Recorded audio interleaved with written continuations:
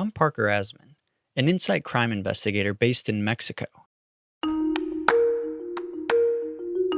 We recently published a report about the ongoing war between two rival factions of the Sinaloa Cartel and how it has impacted the local economy in Culiacán, the capital city of Sinaloa. This article is the latest in a series of stories we are writing to document this conflict. Since September 2024, the fighting between the Chapitos and the Mayiza factions has been marked by daily displays of extreme violence, which has paralyzed economic and social activities. In fact, many people described the situation as a narco-pandemic, echoing the restrictions imposed during the COVID-19 health crisis. The information we gathered comes directly from the source. We traveled to Culiacán in April 2025 and spoke with several sources who are living through this conflict every day. This is as the Sinaloa Cartel war rages on, an economy bleeds dry in Culiacán, Mexico. Read by me, Parker Asman. One morning in September 2024, Rosa Sánchez arrived early to begin her morning routine at a seafood restaurant in Altata, a small fishing village in the Pacific coast state of Sinaloa. But as she awaited her first clients, her phone started buzzing. Culiacán had erupted into chaos, with reports of gunfights, killings, and arson attacks. Without thinking twice, Sánchez closed the metal doors to the restaurant and locked them shut.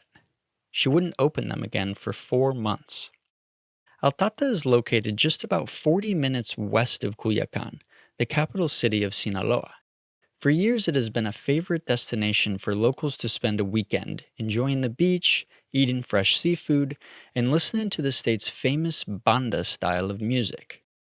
But that sense of calm vanished starting on September 9th, 2024, the date that many in Sinaloa have marked as the unofficial beginning of the internal war between the Chapitos and the Mayiza, the two most powerful factions of the Sinaloa Cartel.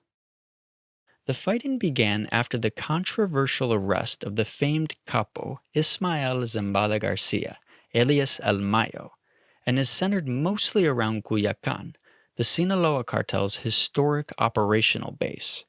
But it was only a matter of days before the intensity of the clashes cleared out nearby towns like Altata and paralyzed a large part of the economic activity in the area. I'm very adventurous, and I'm not afraid of anything. But this scared me, Sanchez told Insight Crime one April morning at her restaurant, which did not have any other customers inside. After 8 months of relentless fighting, the situation has shown no signs of improving. With almost daily displays of extreme violence, Culiacán and surrounding villages like Altata are confronting historic economic losses. This massive financial gap is due in no small part to the loss of illicit drug trafficking money, which for many years helped sustain a significant part of the local economy. For many experts consulted by Inside Crime, this may signal a break-in point. Closed doors and vacant streets. Despite the absence of official data to measure the scale of the economic impact of the Sinaloa Cartel's internal war, the financial losses could be as much as 2 or 3% of the state's gross domestic product, according to estimates from Cristina Ibarra, a local economist and president of the Federation of Economics Colleges in Mexico. "We are absolutely living through an economic depression," she told Inside Crime.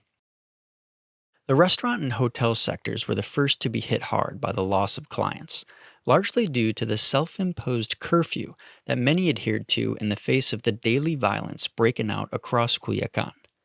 During the first week of the conflict alone, when the economy practically ground to a halt, Ibarra estimated the losses totaled nearly 3.5 billion pesos, or more than $175 million. They haven't stopped since. Since September, there hasn't been a single day where we've had more than 10% occupancy, said the receptionist of a 3-star hotel attached to a popular shopping center in the center of Culiacán. People don't come here anymore, not for tourism, not for business. At least 350 restaurants have been forced to close, according to Miguel Taniyama, a local restaurant owner and member of the National Restaurant Industry Chamber.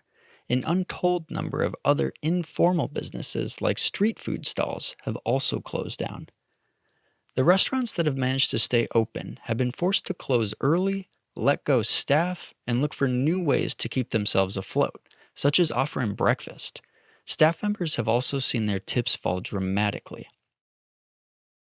This narco pandemic, it's the most brutal thing we have lived through, Daniyama added.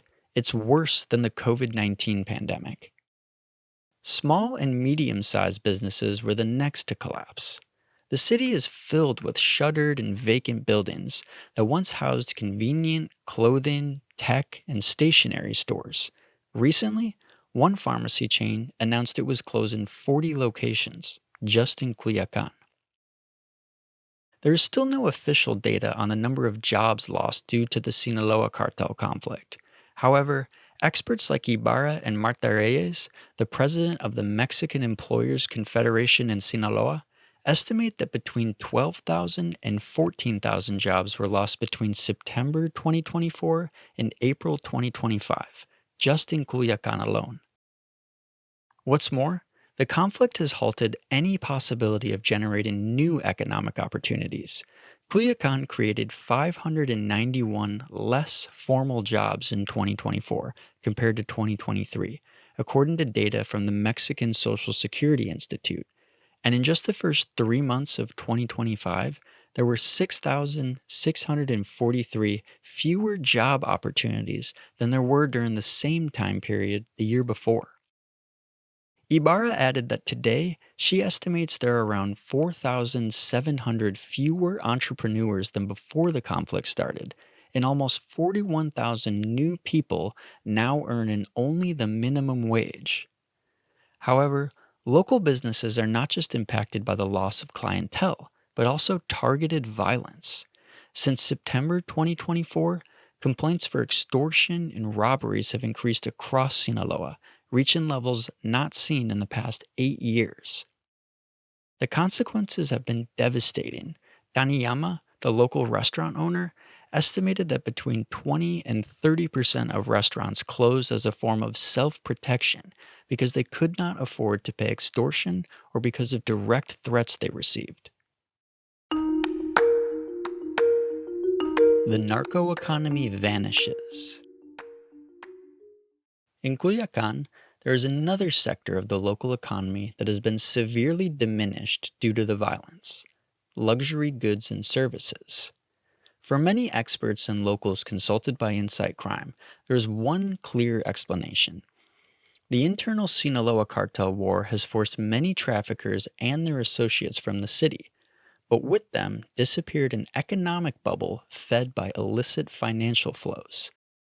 From high-end restaurants to narco-influenced fashion boutiques, the city's most costly and exclusive neighborhoods are now filled with closed stores and for rent and for sale signs.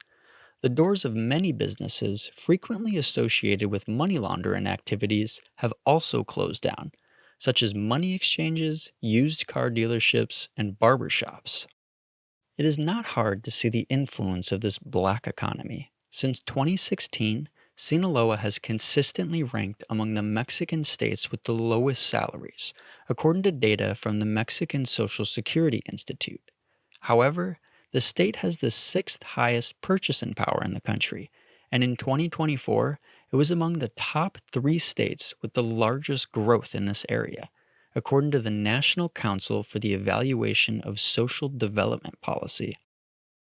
This discrepancy can only be explained by a significant influx of resources that come from outside the formal economy, said Ibarra, the economist. The businesses were almost too perfect. They facilitated money laundering while at the same time satisfying consumer demand with unreasonably high earnings. It's easy to identify these operations, according to local business leaders consulted by Insight Crime.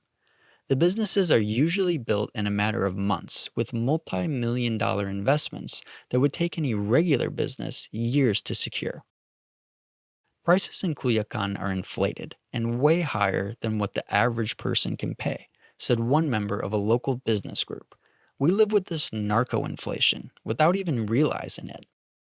For now, the rupture of this bubble has disrupted supply chains, eliminated employment opportunities, and halted financial flows, including for businesses that have no ties to these illicit operations. Even Sanchez, the restaurant worker in Altata, has felt the impact. She said it was clear when members of criminal groups stopped spending their money in town. Whether you like it or not, they bring a lot of money, and that allows us to create jobs, she told Inside Crime. A golden opportunity.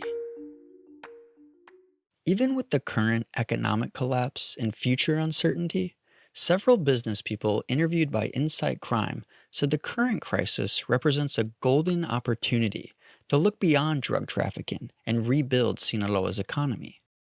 The present conditions are ripe for change.